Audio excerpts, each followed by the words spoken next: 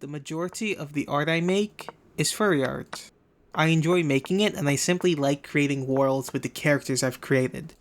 I hope to eventually put all my ideas in my head to life, expressing all those thoughts through my art, but that will take a while, I imagine.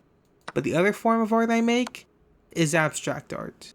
While I can recall why I started making furry art, I cannot cite a particular reason to why I started making abstract art.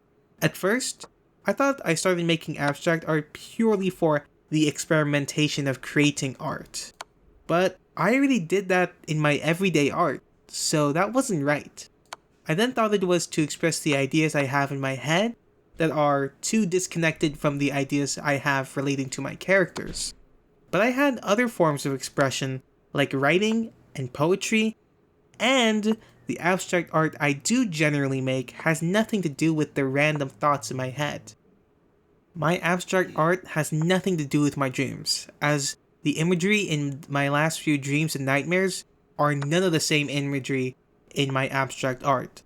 As far as I know, I don't remember the reason to why I started making abstract art, so I cannot cite a particular event nor an artist who inspired me to create the abstracts I have now. Every time I have made an abstract art piece, it's just been a feeling, as if my hand had an entirely separate mind of its own, not dictated by conscious thought nor of the ideas that dwell deep within my brain. Almost instinct, but simultaneously in near total control. Sometimes I look at my own abstracts and I think, why does this still feel incomplete? Or I look at past abstracts and think, what message was I trying to convey with this? I don't understand sometimes.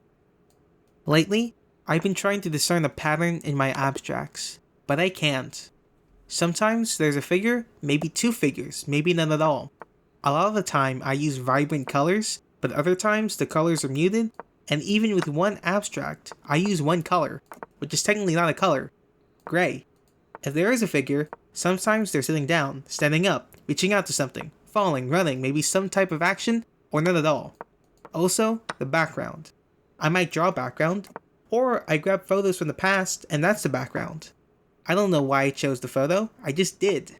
If I decide to draw a background, it might be as simple as a gradient, or it might just be a whole mess of lines and colors that suffocate the figure to the point of focus of the piece shifting away from the figure to the background, and now the figure and the background are fighting for dominance on what the viewer is supposed to focus on. Sometimes the background becomes the focus and the figure turns into an afterthought at the end of it all.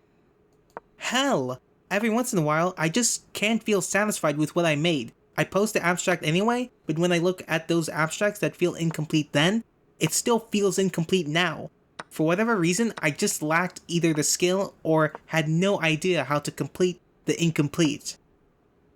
Well, I'm going back to listening to ProZD's podcast and making character art.